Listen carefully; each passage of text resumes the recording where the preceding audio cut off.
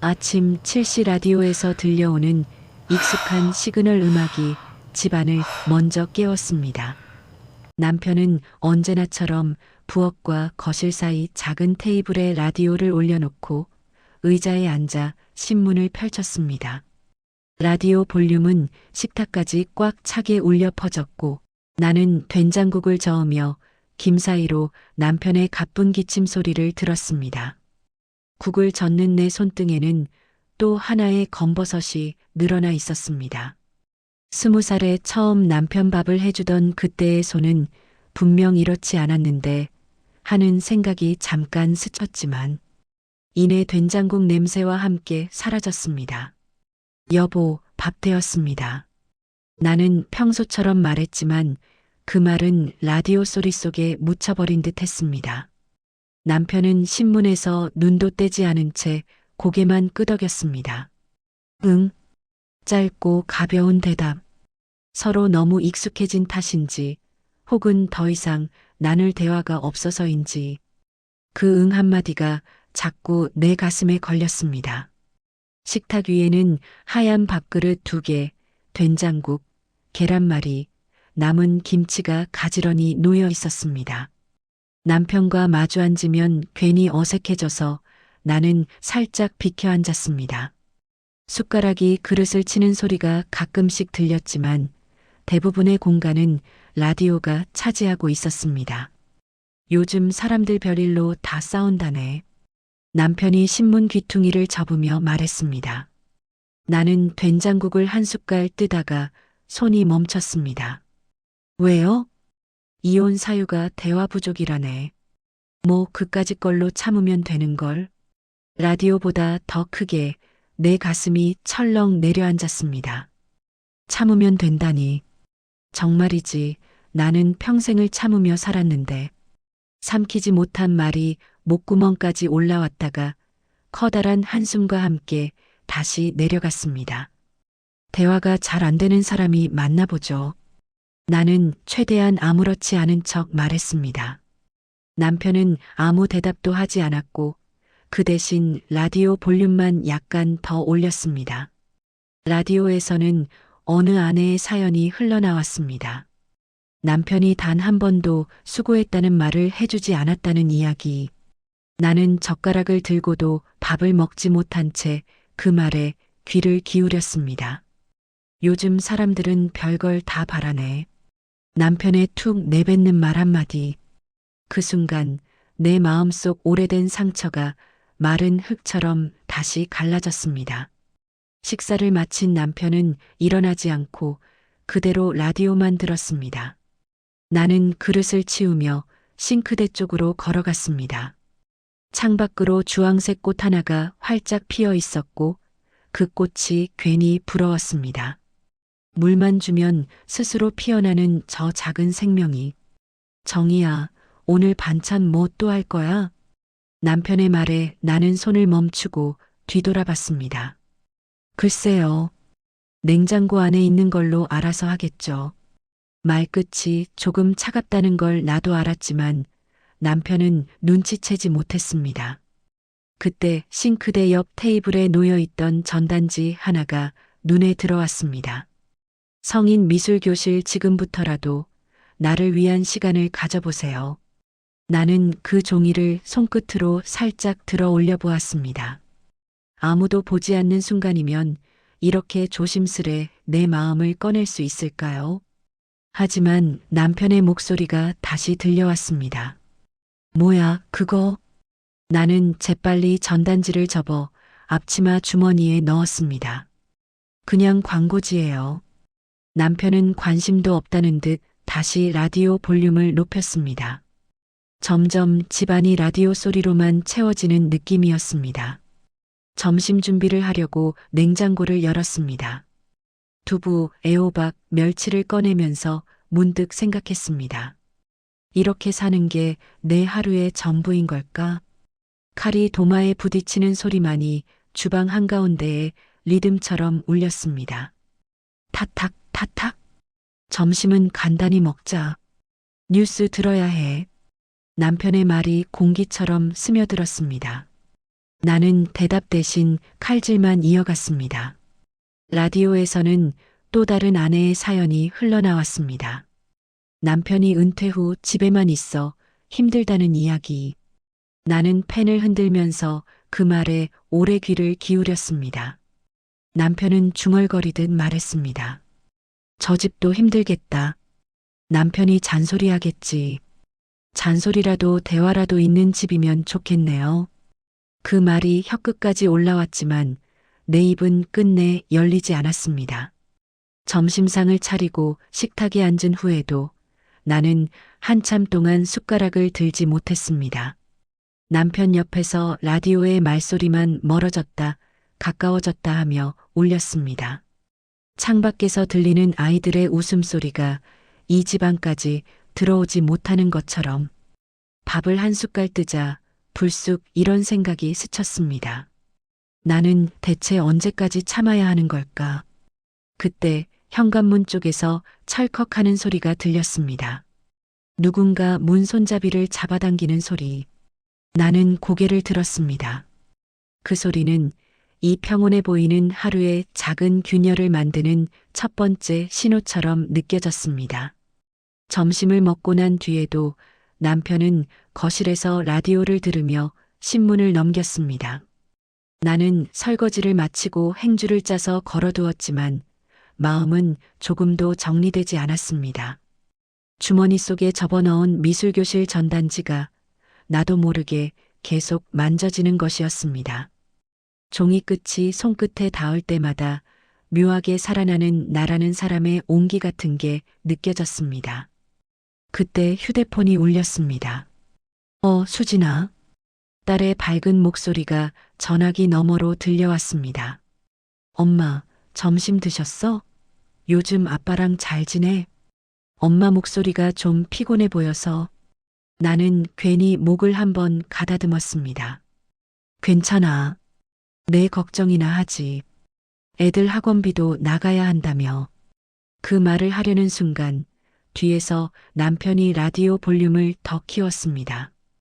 대답 대신 탁 소리가 크게 울리며 내 말은 중간에서 잘려버렸습니다. 아빠 라디오 좀 줄여주세요. 엄마랑 통화하는데요. 딸의 목소리가 스피커 너머로 분명히 들렸습니다. 그러나 남편은 내 쪽을 슬쩍 보더니 볼륨 조절 손잡이를 다시 한번 딱 하고 돌렸습니다. 조금 더 크게. 나는 순간 말을 잃었습니다. 수진이의 숨소리가 전화기에서 잠시 머뭇거렸습니다. 엄마 아빠 요즘 왜 그래? 은퇴하고 더 예민해지셨어? 나는 한숨이 나올 뻔한 걸 꾹 눌렀습니다. 괜찮다니까 그래. 아빠는 원래 표현이 없는 사람이야. 순간 뒤에서 남편의 목소리가 묵직하게 떨어졌습니다. 그런 소리 하지 마. 내가 언제 표현을 안 했다고 그래. 나는 전화를 든 손을 살짝 내렸습니다. 라디오 소리 사이로 남편의 말이 섞여 들어왔습니다. 지금 이 대화를 듣고 있었다는 말인가? 딸이 말했다. 엄마, 지금 아빠가 옆에 있어? 그러면 괜히 말하게 하지 말고. 엄마가 표현이 없는 삶을 산 거지. 내가 표현이 없었던 게 아니야. 남편의 말이 내 속을 깊이 긁었습니다. 거짓말처럼 내 심장이 툭 하고 내려앉는 소리가 들리는 듯 했습니다. 그게 무슨 소리예요? 그 말이 나도 모르게 새어나왔습니다. 남편은 신문을 탁 접어들고 나를 봤습니다. 눈썹이 약간 올라간 채 마치 억울하다는 듯한 표정. 하지만 그 표정은 내게 더 큰 상처로 다가왔습니다. 내가 언제 당신한테 뭐 못해줘서 그러는 건데. 평생 밥 먹여놓고 돈 벌어다 줬으면 됐지. 사람 마음을 말로만 표현하는 게 다냐? 순간 라디오에서 흘러나오던 음악이 멀어지고 남편의 말만 또렷하게 들렸습니다. 평생 밥 먹여놨다고? 전화기 속에서 수진이의 목소리가 떨렸습니다. 엄마 괜찮아? 나는 입술을 깨물었습니다. 수진아, 나중에 다시 전화할게. 전화를 끊고 나니 방 안에 정적이 내려앉았습니다. 라디오만 멀찍이서 떠드는 소리, 남편의 신문 냄새, 내 손끝에 남은 전단지의 거친 종이 느낌. 평생 밥을 먹여놨다고요? 내 목소리는 차갑게 떨렸습니다. 남편은 왜 내가 화가 나는지조차 이해 못한 얼굴로 말했다. 아니, 그게 그 정도면 표현한 거 아니냐는 거지. 당신은 지금 그게 사랑이었다고 말하는 거예요? 그럼 뭐가 사랑이야? 말로 하면 사랑이고 밥 해주고 돈 벌어오는 건 사랑이 아니고. 그 말에 내 가슴속 깊은 곳에서 오래 묻혀있던 감정이 무너져 내렸습니다. 나는 주머니에서 미술교실 전단지를 꺼내 테이블 위에 올려놓았습니다. 이게 사랑이 아니라고 한 적 없어요. 근데 나도 표현 한번 듣고 싶었던 날이 있었다고요. 남편의 시선이 전단지에 잠시 머물렀습니다. 그리고 표정을 찡그리며 말했습니다. 그게 뭐야? 이제 와서 이런 걸 왜 봐? 당신 나가서 뭘 하겠다는 건데. 나도 이제 내 인생 조금 생각해 보려고요. 그러자 남편이 처음으로 목소리를 높였습니다. 당신이 집을 비우면 나는 누구하고 살아? 그 말이 이 집의 가장 깊은 진실처럼 들렸습니다. 나는 잠시 숨을 멈추었습니다. 그러니까 당신은 내가 있어주는 사람이면 된 거죠. 그게 부부지. 뭘 그렇게 복잡하게 생각해? 나는 천천히 의자를 밀고 일어났습니다. 그리고 조용히 말했다. 난 당신이랑 대화하고 싶었어요. 당신은 라디오랑만 이야기했지만 남편은 아무 말도 하지 않았습니다. 라디오에서는 DJ가 또 다른 사람의 사연을 소개하고 있었습니다. 누군가의 슬픔과 기쁨이 흘러나오지만 우리 집에선 딱 하나, 정말 중요한 한 사람의 이야기는 닿지 않고 있었습니다. 나는 거실을 천천히 지나 현관 앞에 섰습니다. 누군가 잠시 전에 잡아당겼던 문 손잡이를 바라보며 문득 이런 생각이 들었습니다.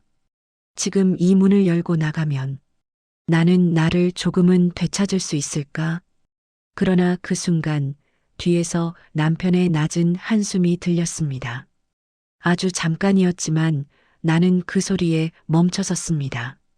돌아보지 않았지만 그 한숨엔 어떤 감정이 들어있는 듯 했습니다. 말로 설명되지 않는, 너무 오랫동안 닫혀있던 사람의 마음 같았습니다. 그리고 나는 천천히 눈을 감았습니다. 이 집안의 공기가, 내가 평생 살아온 공기가 조금씩 변하는 소리가 들리는 듯 했습니다. 남편과의 날선 말다툼이 있던 다음 날, 집안은 이상하리만큼 조용했습니다. 라디오가 켜져 있음에도 나는 그 소리가 내 귀에 닿지 않는 것처럼 느껴졌습니다. 아침 햇빛이 창문으로 스며들었지만 그 따뜻함조차 내 마음에 닿기엔 어쩐지 멀었습니다. 나는 부엌 의자에 멍하니 앉아 있었습니다. 식탁 위에 놓인 빈 밥그릇들, 잘 씻어 말려둔 젓가락들, 가지런한 부엌. 모든 게 평소와 다름없었지만 그 사이에 서 있는 나는 전혀 평소 같지 않았습니다. 남편은 거실에 앉아 신문을 펼쳤지만 어제와는 달리 라디오를 켜지 않았습니다. 그 조용함이 오히려 더 날카롭게 느껴져서 나는 괜히 냄비 뚜껑을 한 번 더 열어보았습니다. 안에는 그대로인 된장국만이 식은 기운을 머금고 남아 있었습니다. 정희야. 남편이 부르는 소리에 나는 살짝 놀랐습니다. 그 목소리는 평소보다 조금 작고 조금 조심스러웠습니다. 하지만 나는 대답하지 못했습니다. 어제의 말들, 평생 밥 먹여놨다는 말, 나를 있는 사람으로만 본 그의 시선이 떠오르며 목이 막혔습니다. 어제는 그냥 말을 잘못한 것 같아서. 남편은 신문을 접으며 시선을 피했습니다. 그 말이 사과인지 변명인지 알 수 없었습니다. 나는 천천히 대답했습니다. 그래요. 단 2글자. 그러나 그 2글자는 우리 사이의 거리만 더 확인시켜주는 듯 했습니다. 남편은 라디오를 켤까 말까 리모컨 위에 손가락을 올렸다 내렸다 했지만 결국 아무것도 켜지 않았습니다. 그 손가락 끝에 작은 떨림이 눈에 들어오는 순간 나는 그가 어쩐지 어색한 사람처럼 느껴졌습니다. 서로 너무 오랫동안 말을 아껴서 필요한 말조차 꺼낼 줄 모르는 부부가 되어버린 것 같았습니다. 나는 가볍게 앞치마를 벗고 현관으로 향했습니다. 신발장 위에 얹어둔 얇은 가디건을 집어 입었습니다. 어디가? 남편의 목소리가 뒤에서 걸려왔습니다. 시장 좀. 짧게 말했지만 그 안에는 많은 것들이 들어 있었습니다. 잠시라도 이 집의 공기에서 벗어나고 싶다는 마음, 내 마음을 추스르고 싶다는 바람, 그리고 무엇보다 나 자신에게 숨을 주고 싶은 욕구. 나는 현관문을 열고 밖으로 나왔습니다. 가을바람이 볼을 스치자 집안에서 느끼지 못했던 상쾌함이 한 번에 밀려왔습니다. 그 바람 속에서 나는 오래 참아온 감정이 조금씩 풀리는 것을 느꼈습니다. 시장까지 가는 길에는 노란 은행잎이 바닥에 수북하게 쌓여 있었습니다. 나는 그 위를 천천히 밟으며 걸었습니다. 솔솔 바스락거리는 소리가 묘하게 마음을 달래주었습니다. 시장에 도착하자 채소가게 아주머니가 반갑게 손을 흔들었습니다. 오늘은 혼자 왔네? 남편은? 나는 살짝 웃으며 대답했습니다. 그냥 집에 있어요. 아주머니는 무심코 말했다.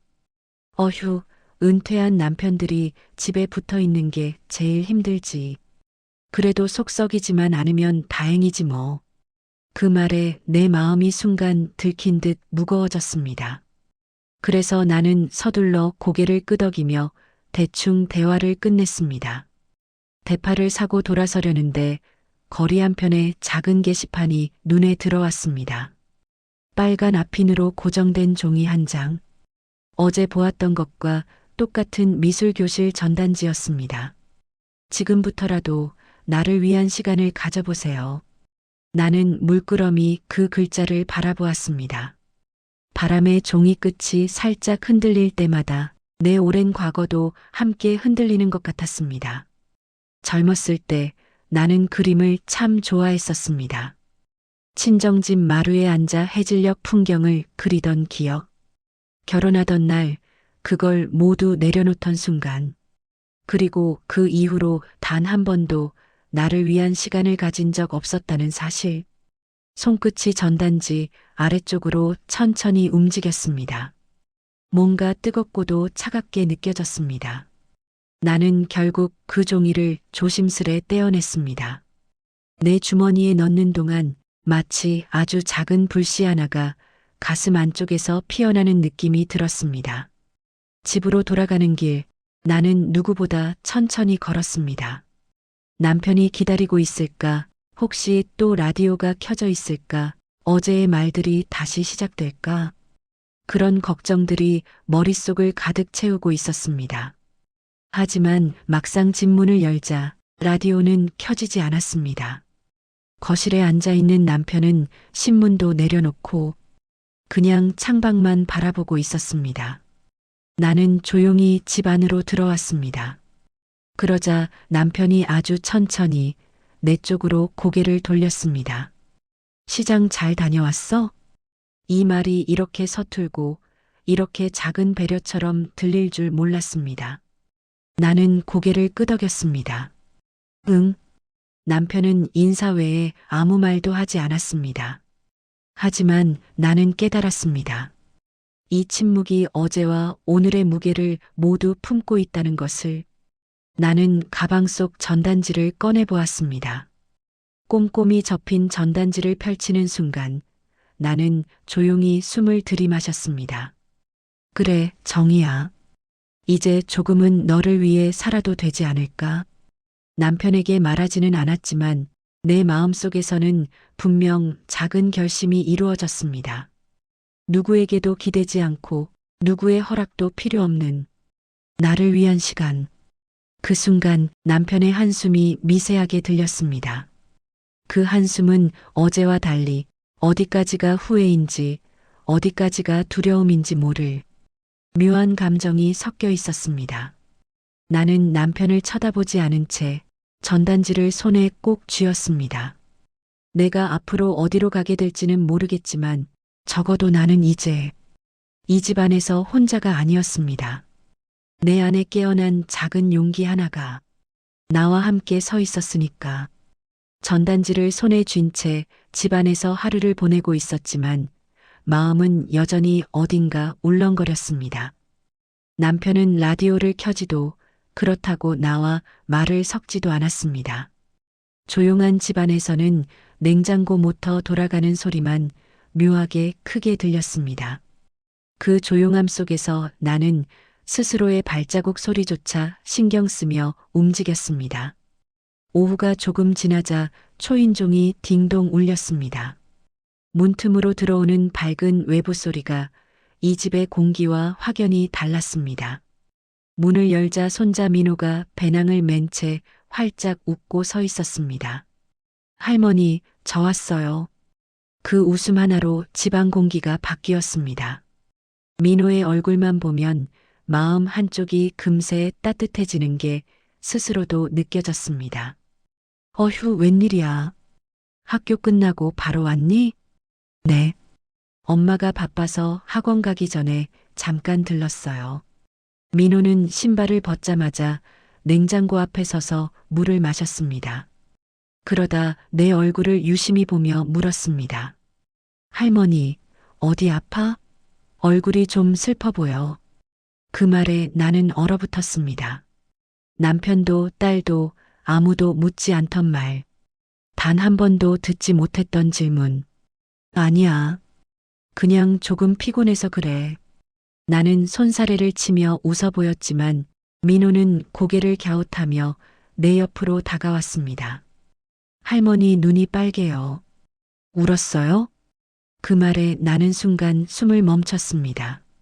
웬일이야, 너는 참. 나는 민호 머리를 쓰다듬었지만 손끝이 살짝 떨렸습니다. 민호는 갑자기 내 손을 잡아 끌고 거실로 갔습니다. 남편이 앉아 있는 자리를 힐끔 보고는 내 옆에 딱 붙어 앉았습니다. 할머니, 나는요, 할머니가 맨날 집에서 일만 하는 거 별로예요. 왜? 할머니는 맨날 밥하고 설거지하고 청소만 하잖아. 쉬지도 않고. 나는 잠시 말을 잃었습니다. 내 일상을 가장 정확하게 본 사람이 아이였습니다. 할머니 하고 싶은 거 있어요? 축구 말고 그림 같은 거? 그 질문은 마치 내 마음 한가운데에 있는 조용한 상자를 연 것 같았습니다. 마침내 나는 아주 조심스럽게 물었습니다. 민호야, 할머니가 그림 배우면 이상하려나? 왜 이상해요? 나도 기타 배워요. 할머니도 배우면 되지. 민호는 당연하다는 듯 말했습니다. 그 어린 눈동자에는 아무런 계산도 편견도 없었습니다. 나는 그 눈을 보다가 갑자기 가슴이 뭉클해지는 걸 느꼈습니다. 그때 남편이 기침을 하며 자리를 살짝 움직였습니다. 우리 대화를 듣고 있는 것 같은 분위기. 하지만 그는 아무 말도 하지 않았습니다. 민호가 소파에서 내려와 내 배낭을 열더니 종이 한 장을 꺼냈습니다. 학교에서 그린 그림이었습니다. 화려하지도 대단하지도 않은 풍경화. 그런데 그림 아래에 적힌 글귀가 내 눈을 멈추게 했습니다. 이 그림은 나중에 할머니랑 같이 그리고 싶어요. 순간 눈앞이 흐릿해졌습니다. 눈가가 뜨겁게 젖어들었습니다. 이거 놔주려고 그린 거야? 응. 할머니가 기분 좋았으면 해서. 나는 그림을 가슴에 꼭 안았습니다. 민호는 그런 나를 보고 웃으며 내 손을 잡았습니다. 할머니도 이제 하고 싶은 거 하면 안 돼요? 맨날 할아버지만 챙기지 말고. 그 말은 어느 누구보다 깊은 위로였습니다. 평생 누구에게도 듣지 못했던 말. 누가 내 마음을 먼저 생각해주는 말. 나는 민호의 머리를 껴안으며 속으로 조용히 말했다. 그래, 정희야. 너도 누군가에게 소중한 사람이야. 내가 하고 싶은 일이 있어도 되는 거야. 학원 갈 시간이 되자 민호는 일어나 배낭을 들었습니다. 현관까지 배웅하자 민호가 갑자기 나를 꼭 안았습니다. 할머니, 다음에 또 올게요. 그리고 울지 마요. 그 말에 나는 한참 동안 대답을 못했습니다. 눈물이 떨어질까봐. 문을 닫고 돌아서는데 남편이 거실에서 조용히 나를 바라보고 있었습니다. 그 눈빛에는 어젯밤과는 다른 묘한 기색이 깃들어 있었습니다. 말로 표현하지 못하는 감정이 담긴 얼굴. 나는 아무 말 없이 테이블에 그림을 올려두었습니다. 그리고 스스로에게 속삭였습니다. 그래. 나도 이제 내 이야기를 조금씩 써봐야지. 민호가 남긴 말은 조용한 편지처럼 마음에 남아 나를 앞으로 나아가게 하는 작은 길잡이가 되고 있었습니다. 민호가 돌아간 집안은 다시 조용해졌지만 그 조용함이 어제와는 달랐습니다. 어제까지는 답답함으로 가득 찬 정적이었다면 오늘은 어딘가 남아있는 따뜻한 흔적 때문에 공기가 부드럽게 느껴졌습니다.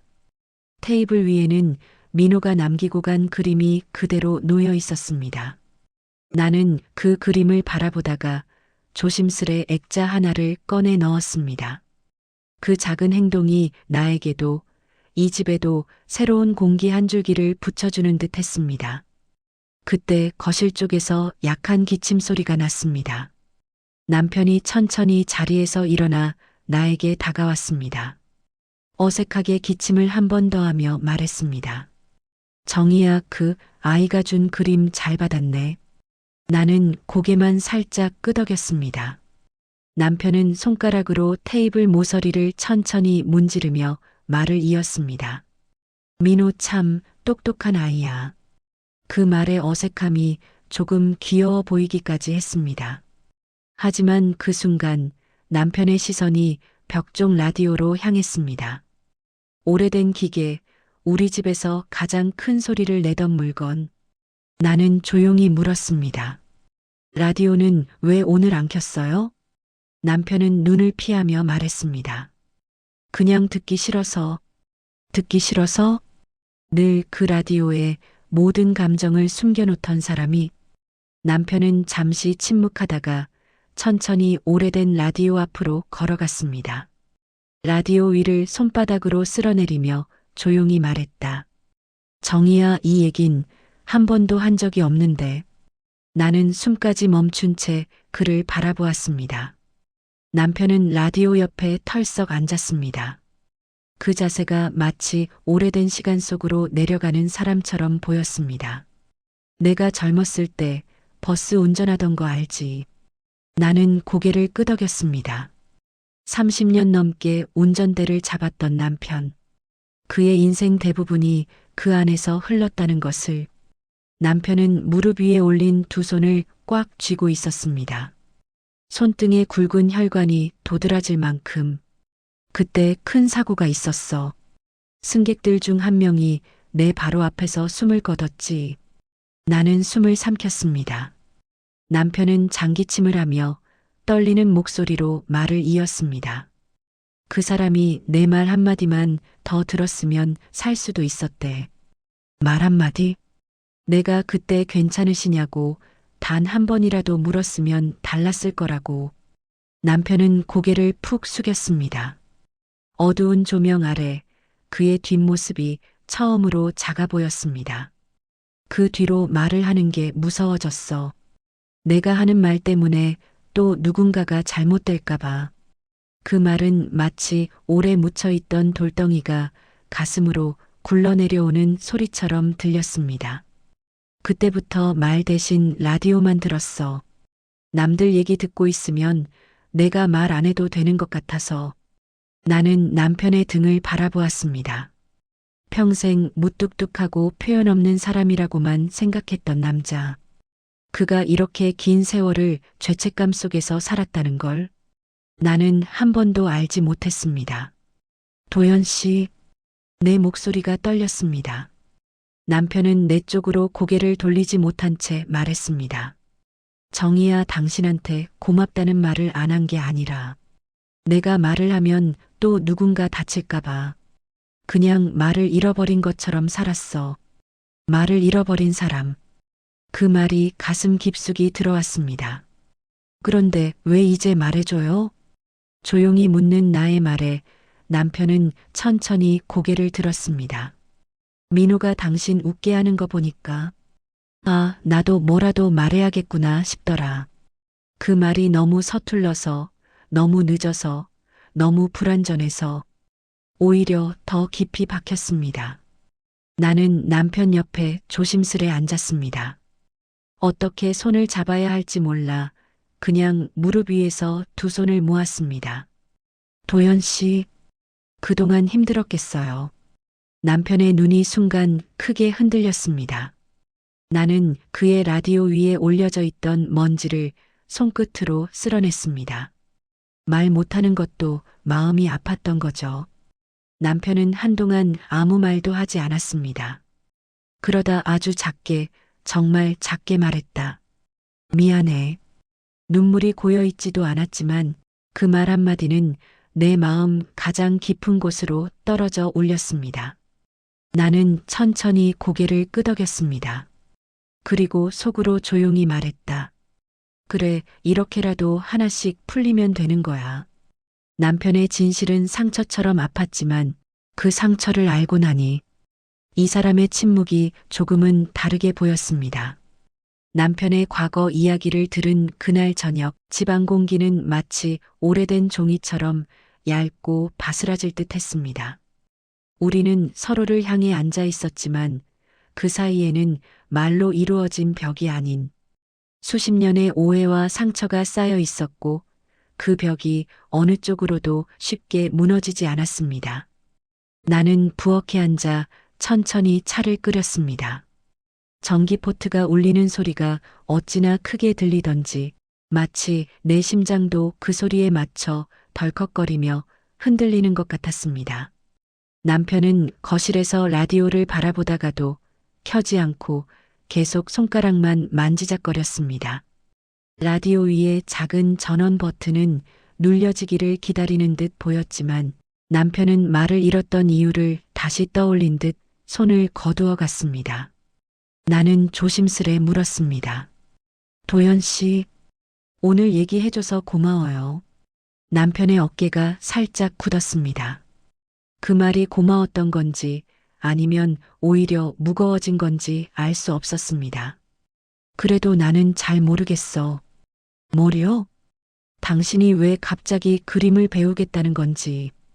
그 말은 아주 작은 돌멩이처럼 들렸지만 그 돌멩이가 내 마음 깊은 곳에 퉁 하고 떨어졌습니다. 갑자기는 아니에요. 그냥 나도 나를 찾아보고 싶어서. 남편은 이해할 수 없다는 듯 고개를 저었습니다. 지금까지도 잘 살았잖아. 내가 얘기를 못해서 그렇지 부족한 건 없었을 거 아니야. 그 말이 다시 내 가슴을 쿡 찔렀습니다. 부족했다는 말이 아니에요. 나는 차 마개를 천천히 닫으며 숨을 골랐습니다.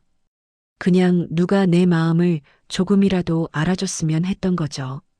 남편은 그 말을 듣자마자 얼굴을 찌푸렸습니다. 또 그 얘기야? 내가 표현을 못해서 그렇다고 말했잖아. 그래요. 그건 알겠어요. 근데 나는 평생 기다렸어요. 당신이 한 번만이라도 고생했다고 말해주길. 남편의 눈썹이 치켜 올라갔습니다.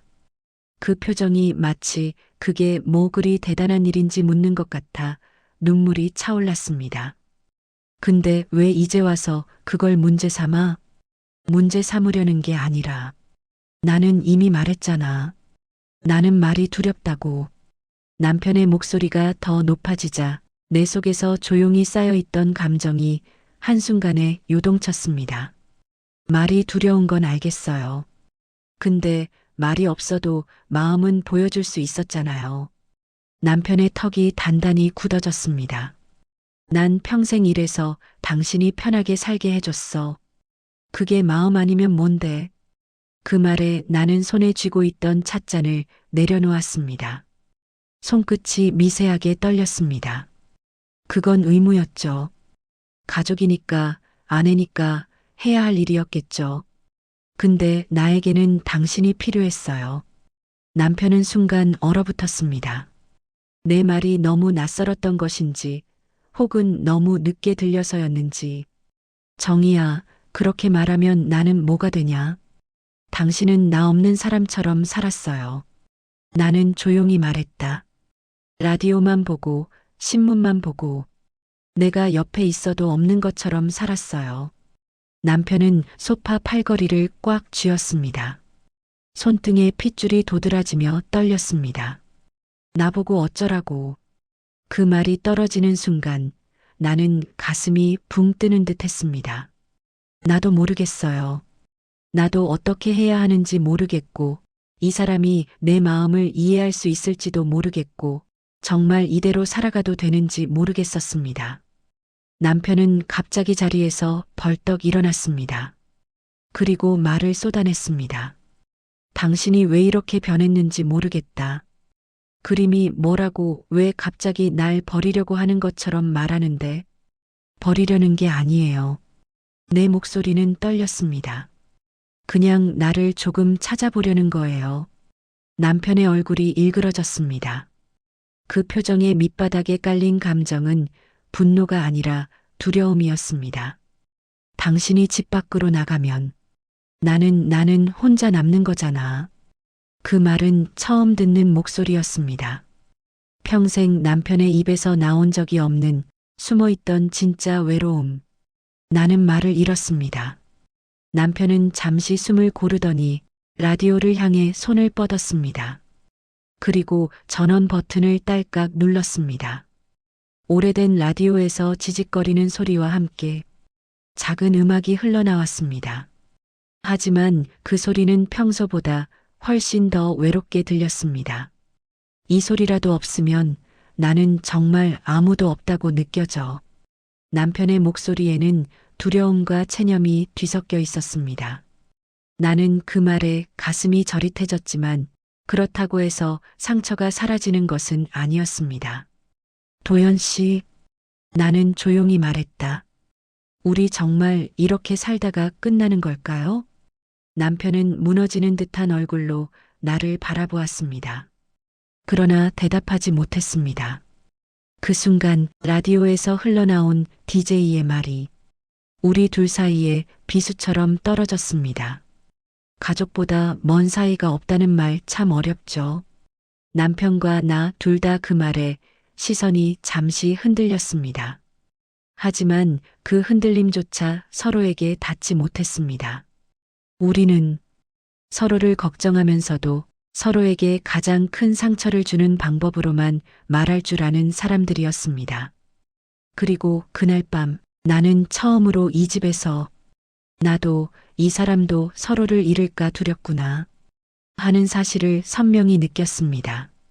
남편이 라디오를 켜고 이 소리라도 없으면 난 정말 아무도 없는 것 같다고 말한 그날 밤. 집안 공기는 숨을 삼키는 듯 조용했고 작게 흘러나오는 라디오 음악은 마치 오래된 상처 위에 흐르는 바람 같았습니다. 나는 거실 한가운데에 멈춰 서 있었습니다. 남편은 여전히 라디오 옆에 앉아 있었고 라디오의 작은 불빛이 그의 옆 얼굴을 희미하게 비추고 있었습니다. 그 모습은 처음 보는 사람이었습니다. 무뚝뚝하고 둔한 남편이 아니라 평생 마음속에 말을 묻어둔 사람. 나는 조용히 말했습니다. 도연 씨, 그동안 말 못했던 거 이해해요. 남편은 내 쪽을 바라보지도 않은 채 굳어있는 손을 무릎에서 떼지 못했습니다. 근데 그렇다고 해도 나는 너무 외로웠어요. 그 말에 라디오 음악이 잠시 멎은 듯 했습니다. 남편의 어깨가 툭 하고 내려앉았습니다. 나는 남편에게 한 발자국 다가섰습니다. 그리고 아주 조심스럽게 말했다. 당신이 말을 잃어버렸다는 건 알겠어요. 하지만 나는 당신 대신 말까지 잃을 필요는 없었잖아요. 남편의 턱이 미세하게 떨렸습니다. 그는 천천히 고개를 돌려 나를 바라보았습니다. 내가 당신을 그렇게 만들어버린 거야? 그 눈빛엔 평생 본 적 없는 죄책감이 담겨 있었습니다. 나는 고개를 끄덕였습니다. 그러자 그의 얼굴이 일그러졌습니다. 나는 당신 옆에서 점점 작아졌어요. 당신이 말을 안 하면 나도 말을 삼켰어요. 당신이 라디오랑만 대화하니까 나도 나한테 말하지 않게 되더라고요. 남편은 주먹을 꽉 쥐었습니다.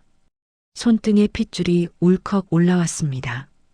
그럼 난 당신을 말도 못하게 만든 남편이었어? 아니요. 나는 빠르게 고개를 저었습니다. 그냥 당신도 상처받았고 나도 상처받았던 거죠. 그 순간 남편의 눈빛이 흔들렸습니다. 근데 왜 이제 와서야 내가 그걸 알게 되는 거냐? 남편의 목소리가 갑자기 울컥해졌습니다. 왜 나한테 한 번도 말 안 했어? 왜 그렇게 참았어, 정이야? 나는 입술을 꾹 깨물었습니다. 그리고 천천히, 아주 천천히 대답했습니다. 내가 말해도 안 들을 거라고 생각했어요. 남편의 입술이 허공에서 멈췄습니다. 그 말은 그에게 가장 큰 상처이자 가장 큰 진실이었습니다. 남편은 마침내 라디오의 전원을 껐습니다. 작은 딸깍 소리가 우리 사이 긴 침묵을 끊었습니다. 그는 두 손으로 얼굴을 감싸며 힘없이 말했습니다. 듣고 있었어야 했는데 나는 차마 손을 대지 못하고 그를 바라봤습니다. 그동안 내게 남편은 단단한 돌벽 같은 존재였는데 지금은 무너지는 사람이었습니다. 내 마음 한쪽이 톡하고 내려앉았습니다.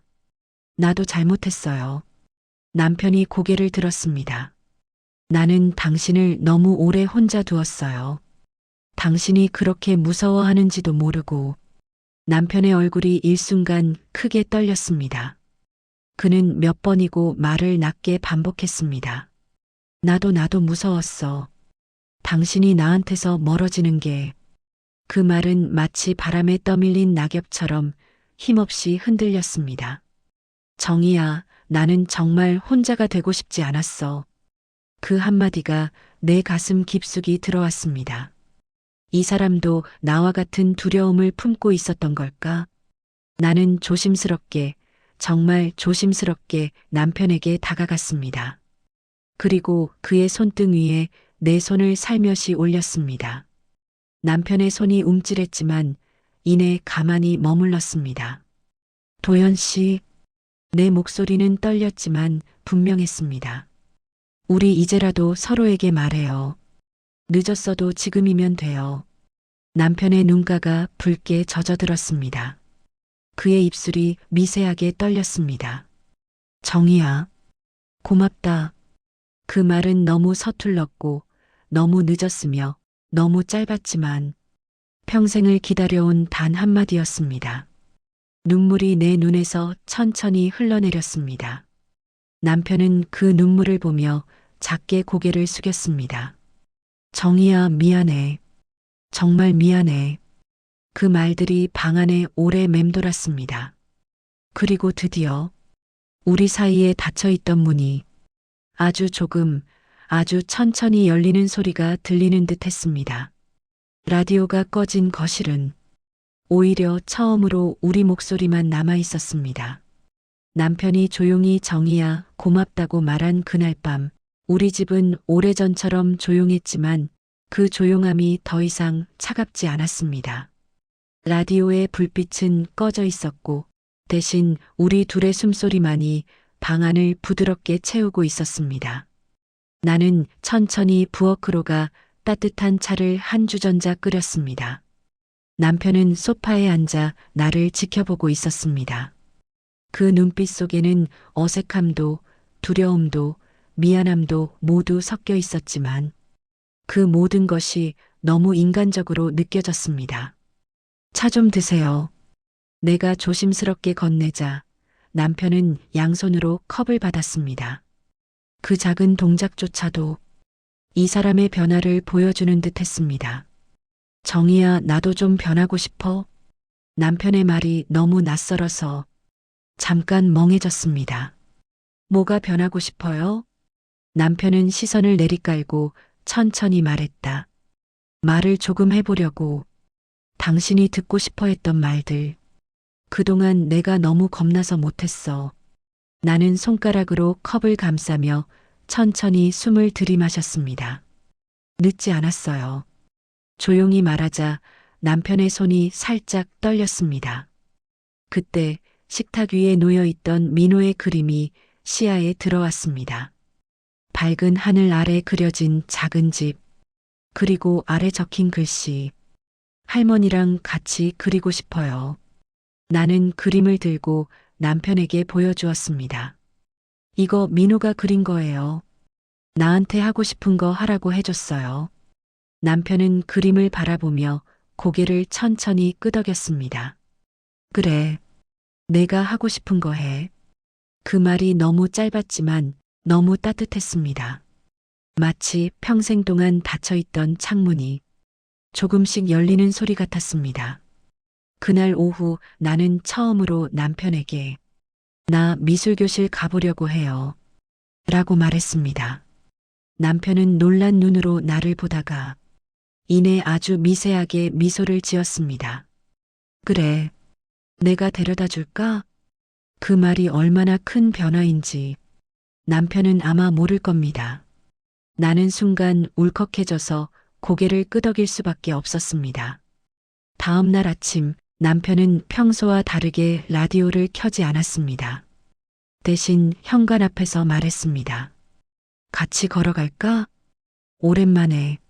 나는 마치 다시 신혼부부가 된 것처럼 묘하게 마음이 뛰었습니다.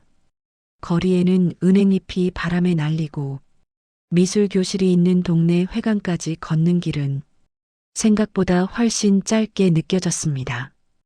회관 앞에서 남편은 머쓱하게 내 손을 가볍게 잡았다 놓았습니다. 정희야. 나는 남편을 바라보았습니다. 내가 많이 늦었지?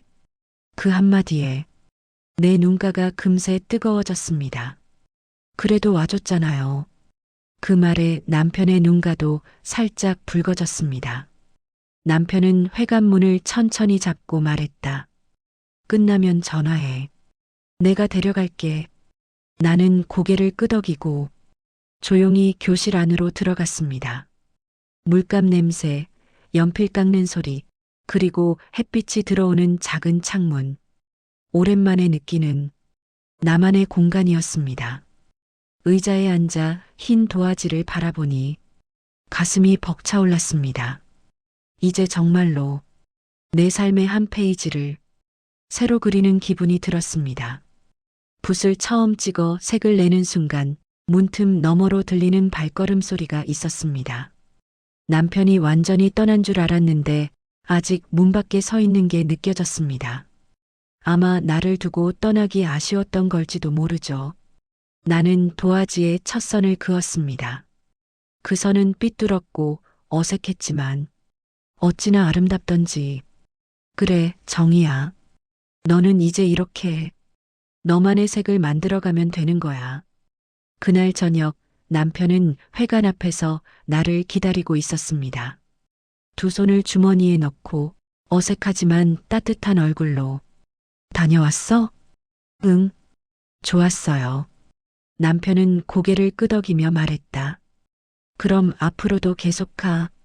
우리는 천천히 집으로 걸어갔습니다.